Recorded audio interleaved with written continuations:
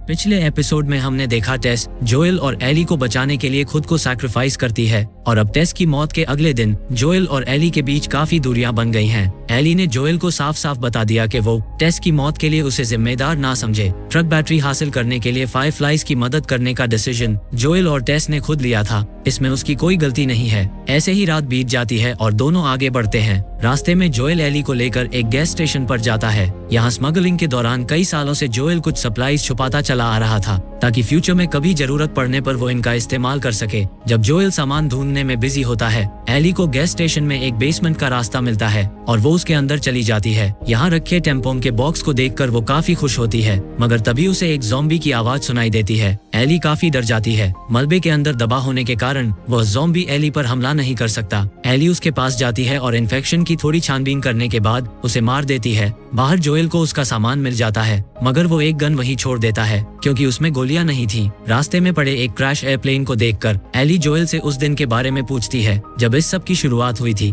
लेकिन जोएल को भी इसके बारे में ज्यादा जानकारी नहीं है कि इन्फेक्शन के फैलने के पीछे असली वजह क्या थी। मगर बाकी लोगों की तरह जोएल का भी मानना था कि इन्फेक्शन जरूर फूड सप्लाई के जरिए ही फैला होगा, शायद इन्फेक्टेड शुगर या आटे की वजह से जो लोग ज्यादातर घरों में यूज करते थे। फिर वो इन्फेक्टेड फूड मार्केट में गया और इन्फेक्शन फैलना शुरू हो गया। फिर इन्फेक्टेड लोगों ने एक दूसरे को काटकर इन्फेक्शन को तेजी से पूरी दुनिया में फैला दिया। शुक्रवार के दिन आउटब्रेक की शुरुआत हुई और सोमवार तक सब कुछ खत्म हो गया। बस कुछ दिनों के अंदर ही पूरी दुनिया ज़ॉम्बीज में बदल गई।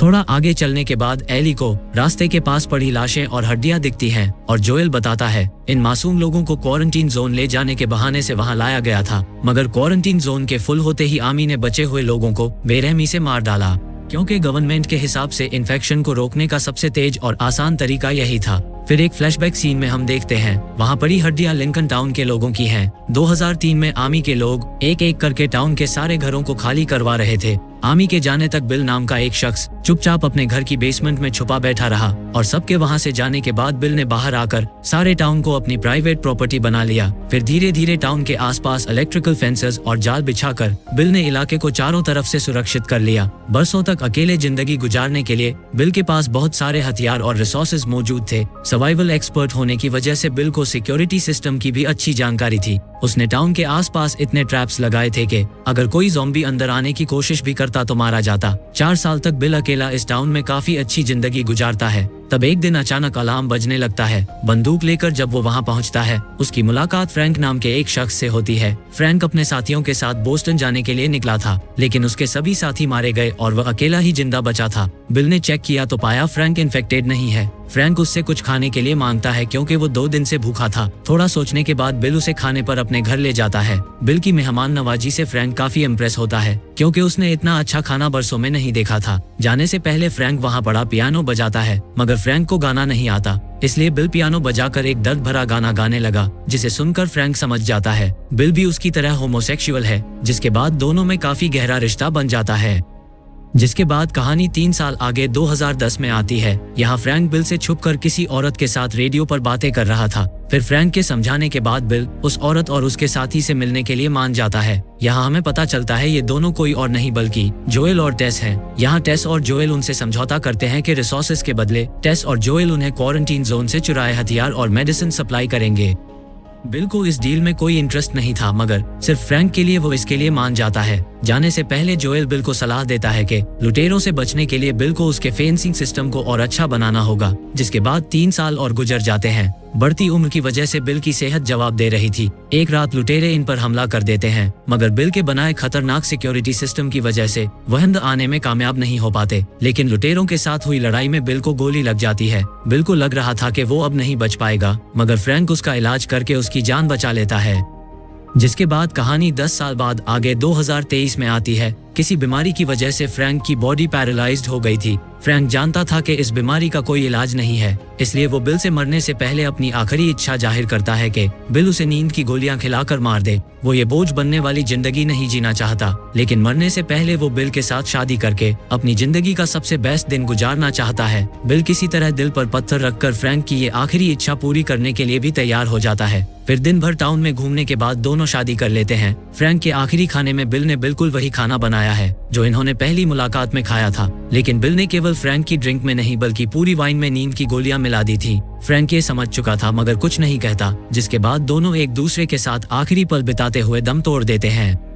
अब कहानी प्रेजेंट टाइम में आती है। यहाँ जोएल और एली बिल के घर के अंदर आते हैं। तलाशी लेने पर जोएल को पता चलता है कि बेडरूम का दरवाजा अंदर से बंद है। तभी एली की नजर टेबल पर पड़े लेटर पर पड़ती है। लेटर खास जोएल के लिए था, जिसके साथ गाड़ी की चाबी भी थी। लेटर पढ़कर जोएल को हथियारों का पता चल जाता है। दोनों खाना और कुछ जरूरी सामान लेकर एक गाड़ी में जोएल के भाई टॉमी की तलाश में वहाँ से व्योमिंग के लिए निकल जाते हैं। रास्ते में यहाँ भी गाड़ियाँ मिलती। जोएल उनमें से पेट्रोल निकालकर अपनी गाड़ी में डाल लेता। जोएल एक गैस स्टेशन पर गाड़ियों से पेट्रोल निकालने में बिजी था। तब एली वॉशरूम में जाकर गन चलाने की प्रैक्टिस कर रही थी, जो उसने बिल और फ्रैंक के घर से जोएल से छिपकर चुरा ली थी। टंकी फुल करने के बाद दोनों आगे के सफर पर निकल पड़ते हैं। शाम होते ही जोएल गाड़ी को मेन हाईवे से घुमाकर पास के जंगल में ले जाता है, क्योंकि रात के अंधेरे में खुली सड़क पर गाड़ी चलाना खतरे से खाली नहीं था। जंगल में कैंपिंग करते वक्त जोएल एली को बताता है कि रात में उन्हें ज़ॉम्बीज़ से ज्यादा लुटेरों से खतरा है। फिर दोनों सोने चले जाते हैं, मगर लुटेरों के डर से जोएल को नींद कहाँ आने वाली थी। जोएल राइफल उठाकर पूरी रात निगरानी करते हुए बिता देता है। सुबह कड़वी ब्लैक कॉफी पीकर जोएल और एली आगे के सफर पर निकल पड़ते हैं। रास्ते में एली जोएल से उसके भाई टॉमी के बारे में पूछती है। तब जोएल बताता है टॉमी ने आखिरी बार टावर से रेडियो सिग्नल भेजा था।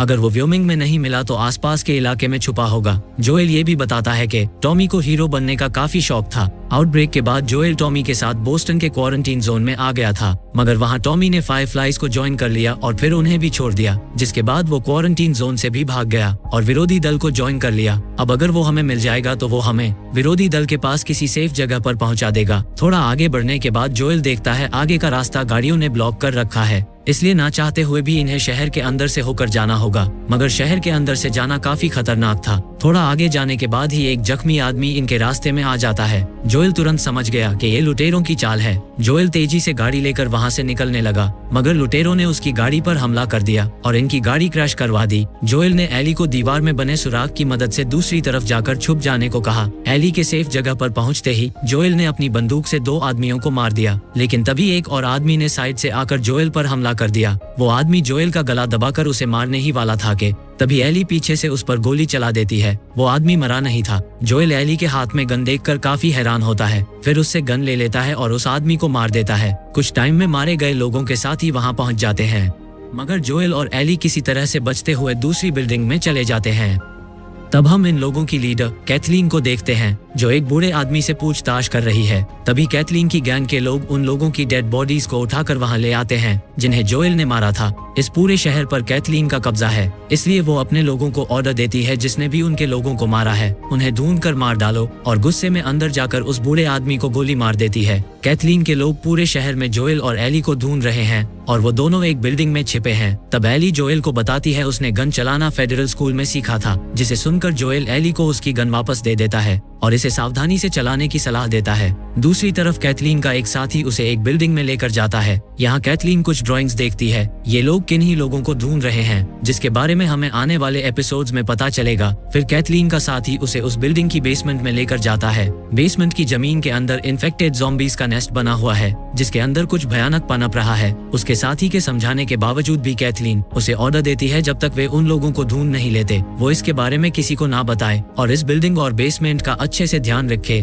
दूसरी तरफ जोएल और एली उन लोगों से बचने के लिए शहर की एक ऊंची बिल्डिंग पर चले जाते हैं। यहाँ वे दोनों इन लोगों से सेफ रह सकते हैं और एक सेफ अपार्टमेंट को देखने के बाद जोएल वहीं रात गुजारने का फैसला लेता है। सोने से पहले जोएल दरवाजे के सामने कुछ टूटे हुए कांच के टुकड़े डाल देता है, ताकि अगर रात में कोई अंदर आने की कोशिश करे तो कांच की आवाज से इनको पता चल जाए। सोने से पहले एली जोएल का मूड ठीक करने के लिए उसे एक जोक सुनाती है। जोक सुनकर जोएल अपनी हंसी नहीं रोक पाता और दोनों हंसते हंसते सो जाते हैं।